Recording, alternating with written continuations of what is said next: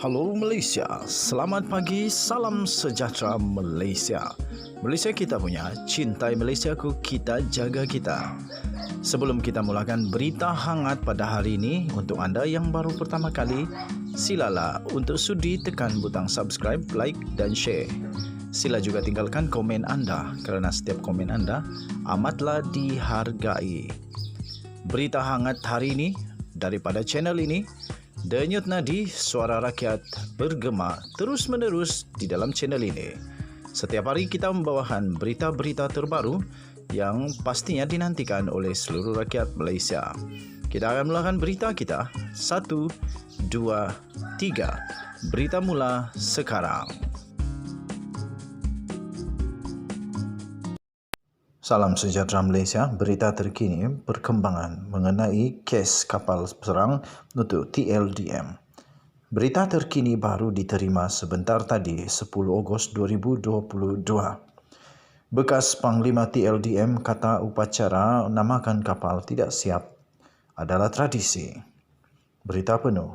Seorang bekas Panglima Tentera Laut tampil menjelaskan bahawa pelancaran dan penamaan sesebuah kapal perang sebelum ia siap sepenuhnya adalah satu tradisi dan praktis Tentera Laut Diraja Malaysia setelah sekian lama. Tan Sri Dr. Ahmad Kamarulzaman Ahmad Badarudin yang juga adalah Panglima Tentera Laut ke-16 dalam satu kenyataan pada hari ini berkata, tradisi itu bukan sahaja diamalkan oleh TLDM, malah ia juga amalan biasa di negara-negara yang lain. Beliau berkata demikian bagi menjawab tuduhan sesetengah pihak bahawa upacara penamaan dan pelancaran kapal tempur pesisir pantai LCS TLDM di pengkalan TLDM Lumut Perak pada 2017 membuktikan berlaku penipuan.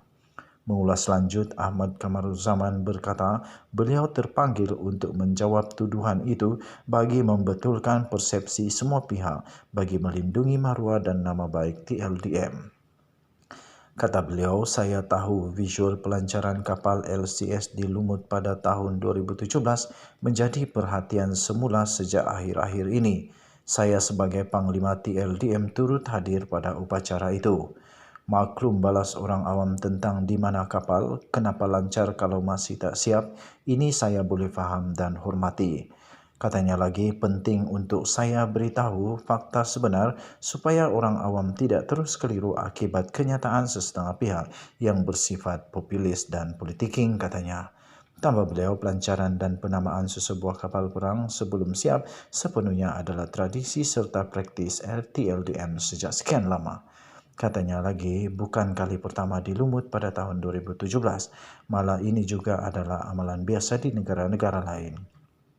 Sebab itu, perkara ini juga disebut oleh Kapten Bersara IR Azhar Jumaat iaitu pengarah projek LCS dalam sesi menghadap Jawatan Kuasa Kira-kira Wang Negara PAC pada 11 Disember 2021 yang lalu, katanya. Menurut Ahmad Kamarulzaman lagi, pelancaran kapal LCS yang dibina oleh Naval Group untuk kerajaan UAE di Perancis juga menggunakan kapal yang belum siap sepenuhnya. Jadi tuduhan kononnya pelancaran LCS di Lumut pada 2017 dilaksanakan untuk tipu dan kelirukan orang ramai adalah tidak benar, katanya. Kapal yang dilancarkan di Lumut ketika itu ialah kapal LCS-1 sebenar yang sedang dalam proses pembinaan, bukan dummy tiruan. Ini termasuk mas tiang yang dikabarkan palsu, katanya. Tambahnya, semua perkara itu sudah dijelaskan semasa sesi bersama PAC sebelum ini dan beliau berharap tidak ada pihak sengaja menimbulkan isu demi kepentingan sendiri sehingga sanggup mengelirukan orang ramai. Laporan PAC sebelum ini telah mendedahkan LCS yang pernah dilancarkan pada 2017 sebenarnya dalam keadaan tidak siap. Pengerusi PAC Wong Kah-Wo dipetik berkata berdasarkan prosiding yang dijalankan, pihaknya mendapati LCS 1 disahkan siap tidak sampai 44%. Justru beliau merumuskan bahawa upacara penamaan dan pelancaran LCS terbabit seperti yang dinyatakan saksi hanya memberi persepsi kepada umum bahawa kapal berkenaan sudah siap. Berikutan itu, beberapa pihak termasuk Parti Pemuda Parti Amanah Negara Amanah Perak mendakwa pendedahan oleh PAC itu telah membuktikan bahawa berlaku penipuan bagi menjayakan acara berkenaan. Perkara itu juga didakwa mencemarkan imej institusi di Raja Perak kerana majlis itu telah disempurnakan oleh Raja Permaisuri Perak Tuanku Zahra Salim sambil disaksikan oleh Sultan Perak Sultan Nazrin Muizzuddin Shah. Dalam majlis penamaan itu, LCS pertama milik TLDM dinamakan kapal Maharaja Lela. Sekian berita, salam sejahtera Malaysia. Malaysia kita punya, cintai Malaysiaku, kita jaga kita. Jangan lupa tekan butang subscribe, like dan share. Sila juga tinggalkan komen anda kerana setiap komen anda amatlah dihargai. Denyut Nadi Suara Rakyat bergema di channel ini. Kita jumpa lagi. Bye-bye.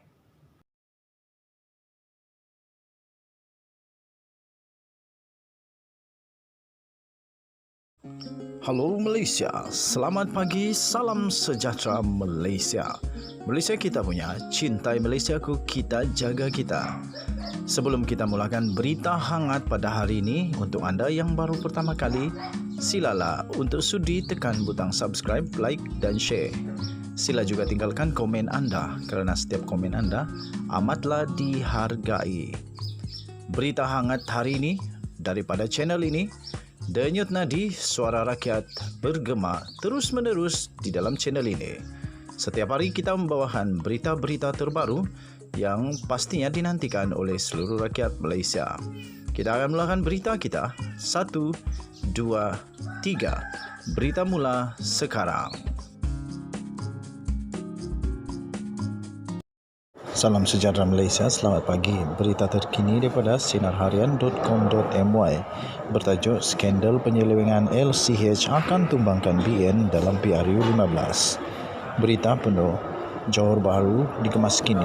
Skandal penyelewengan projek pembinaan kapal tempur pesisir LCH yang bernilai 9 bilion ringgit Malaysia akan menjadi ribut yang membadai dan mungkin boleh menumbangkan Barisan Nasional BN pada pilihan raya umum ke-15 PRU 15 nanti. Demikian kata daripada seorang ahli parlimen daripada Pasir Gudang, iaitu Hassan Abdul Karim berkata, skandal terbaru itu akan memberi kesan yang besar apatah lagi timbul menjelang PRU 15 yang desas-desusnya bakal diadakan tidak lama lagi. Katanya dalam kenyataan itu, dalam isu skandal rasuah LCS ini, mereka yang patut bertanggungjawab ialah pemimpin besar UMNO dan Barisan Nasional BN. Isu skandal kapal tempur LCS yang terdedah sekarang akan mengundang ribut untuk menuruntuh dan menumbangkan sekali lagi UMNO BN dalam PRU yang akan datang, katanya dalam satu kenyataan pada Selasa. Projek pembinaan LCH adalah perolehan terbesar dalam sejarah Kementerian Pertahanan dengan kos keseluruhan sebanyak 9 bilion ringgit Malaysia. Kontrak bagi projek itu bermula pada 2013 dan dijangka siap dalam masa 10 tahun. Kamis lalu, PAC dalam laporannya menyatakan kerajaan sudah pun membayar sebanyak RM6.083 bilion untuk projek 5 kapal LCH kepada Boston Naval Shipyard Sdn Bhd BNS yang dilaksanakan secara rundingan telus, namun tiada kapal yang diterima setakat ini. Pengerusi PAC Wong Kah Foh mendedahkan lebihan kos projek LCS yang berjumlah 1.4 bilion ringgit Malaysia dengan 400 juta ringgit Malaysia telah digunakan untuk membayar hutang lama daripada projek kapal peronda yang lama. Hassan berkata isu skandal itu mengakibatkan kerajaan campuran BN Perikatan Nasional kini berdepan dengan kemunculan satu lagi skandal rasuah, pecah amanah jenayah, salah guna kuasa dan pelupusan wang haram. Perkembangan itu katanya amat mengejutkan kerana wang rakyat sebanyak 6.083 bilion ringgit Malaysia telah dibayar bagi kontrak sebanyak 9 bilion ringgit Malaysia untuk mendapatkan 5 buah kapal LCH untuk Tentera Laut Diraja Malaysia TLDM sejak 2011. Namun sehingga sekarang sebuah kapal LCH pun tidak sampai. Beliau percaya skandal tersebut akan menjadi satu lagi gelombang baru yang akan memusnahkan BN seperti mana isu-isu nasional yang melanda sebelum ini dalam PRU 13 dan PRU 14. Katanya yang juga adalah ahli jawatan kuasa khas mengenai rasuah JKMR Suruhanjaya Pilihan Raya Malaysia ASPRM, pada PRU 13 sekitar 2013 negara telah didedahkan dengan skandal National Feedlot Corporation NFC yang melibatkan 250 juta ringgit Malaysia. Projek kerajaan untuk ladang ternakan lembu gagal. Duit salah digunakan untuk membeli kondo mewah. Akibatnya rakyat marah. Natijanya UMNO BN hilang 5 negeri dan hilang majoriti 2/3 di parlimen katanya. Katanya dalam pada PR14 pula pada sekitar 2018 pula, negara telah didedahkan pula dengan isu rasuah 1MDB, One Malaysia Development Berhad yang merupakan skandal kriptokrasi terbesar dalam sejarah dunia. Akibatnya rakyat marah sekali lagi.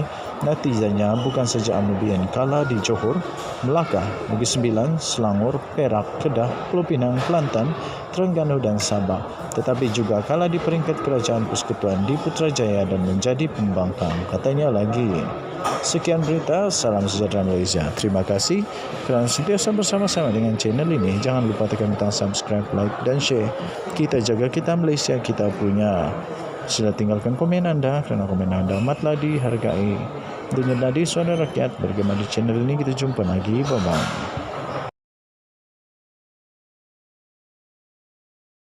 Salam sejahtera Malaysia. Selamat pagi tuan-tuan dan puan yang dihormati sekalian sekali lagi. Hari ini 3 hari bulan Ogos. Dah 4 hari bulan Ogos dah. 4 hari bulan Ogos. Tak lama lagi Najib Razak akan ditentukan keputusannya dalam SRC International Sdn Berhad. Denyut nadi suara rakyat bergema di channel ini.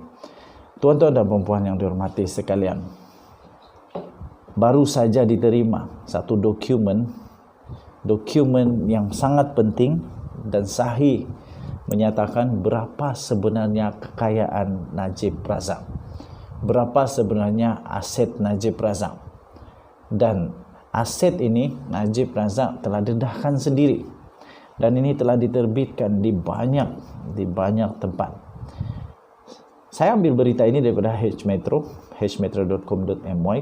Najib mendedahkan aset sebanyak 4.49 juta ringgit Malaysia.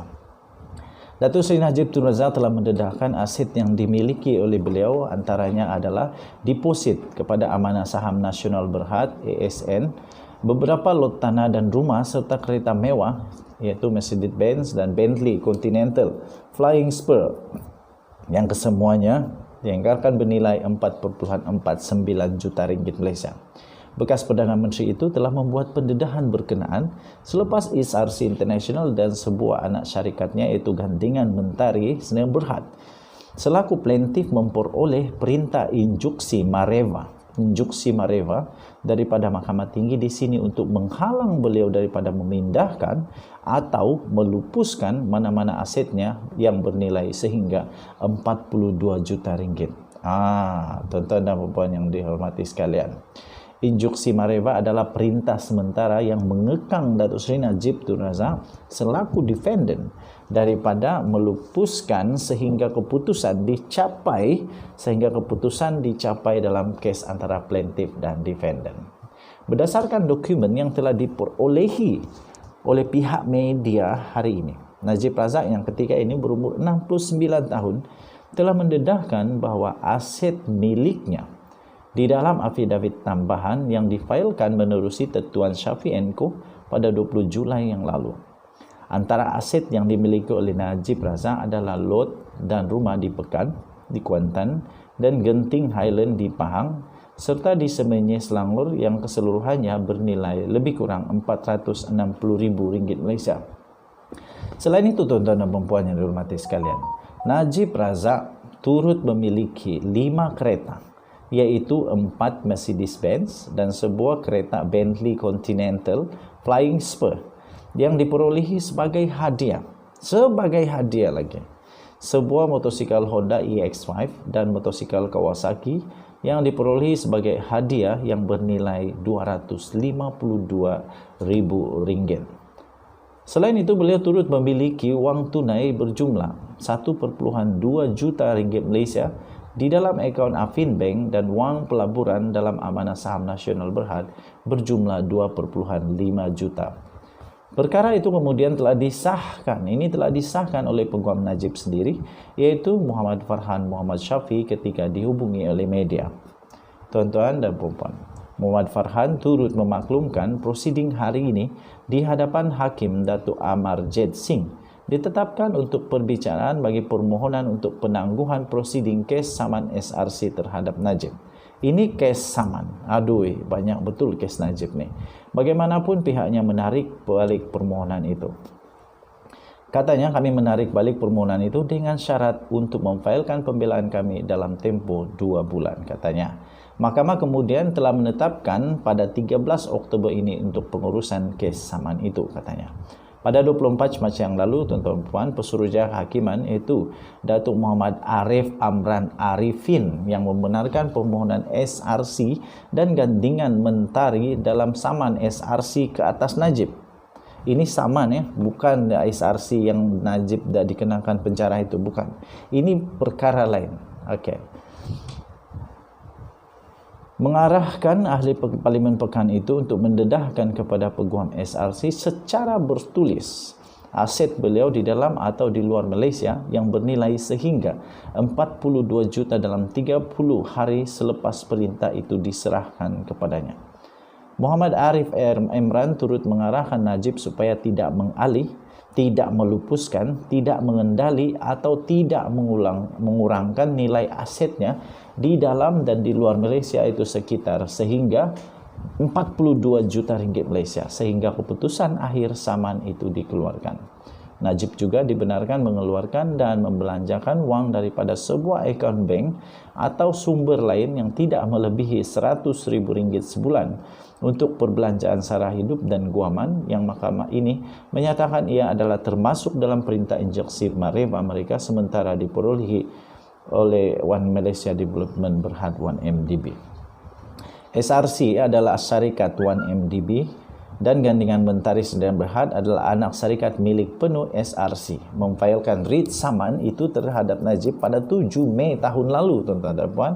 Mereka mendakwa bahawa Najib telah melakukan pecah amanah, menyalahgunakan kuasa dan memperoleh manfaat pribadi daripada dana SRC selain telah menyelewengkan dana berkenaan. Apa yang akan terjadi kepada Datuk Seri Najib Tun Razak selepas ini? Yang pasti, tuan-tuan dan puan-puan yang dihormati sekalian, ramai orang duk kata kepada saya, nak kesian apa? Tapi saya manusia biasa. Saya memang kesian kerana pertama, saya tidak dapat nafikan bahawa Datuk Seri Najib Tun Razak memang ada banyak jasa kepada rakyat Malaysia. Kerana itu saya rasa kesian dengan dia. Pada awal, pada pertengahan pentadbiran sangat bagus. Tapi akhirnya, beliau telah terpalit dengan banyak kes 1MDB, penyelewengan wang, pengubahan wang haram, salah guna kuasa, pecah amanah, banyak lagi yang beliau sedang hadapi sekarang. Jadi sekarang tuan-tuan dan puan-puan, berapa banyak Najib Razak perlu lalui di mahkamah? Amat banyak. SRC International, dia sudah pecah amanah, yang ini disaman jadi 2. Kemudian 1MDB Tenuh. Lepas itu adalah pengubahan audit. Lepas tu di perbendaharaan negara, lembaga hasil dalam negeri. Aduh, pening kepala. Kalaupun Datuk Seri Najib Tun Razak tidak dipenjarakan, dia akan tetap turun naik mahkamah juga sehingga kes 1MDB ini selesai. Tidak tahu bila boleh selesai, tapi kita percaya dengan kehakiman perundangan di negara Malaysia pasti akan membuat perbicaraan terbaik, adil, saksama dan tidak berat sebelah. Saya percaya dengan mahkamah, saya percaya perundangan negara Malaysia antara yang terbaik di dunia. Jadi saya tidak ada apa-apa keraguan dengan perundangan Malaysia. Kalau Najib menang, tahniah diucapkan. Kalau dia kalah, apa boleh buat? Nasi sudah jadi bubur, kena hadapi, itulah konsekuensi daripada perbuatan. Okey? Rakyat boleh memaafkan tapi tidak akan melupakan. Denyut nadi suara rakyat bergema di channel ini. Jangan lupa tekan butang subscribe, like dan share. Selamat menyambut bulan kemerdekaan. Belum hari kemerdekaan tapi bulan kemerdekaan, dan pada bulan September nanti untuk Hari Malaysia. Kita jumpa lagi.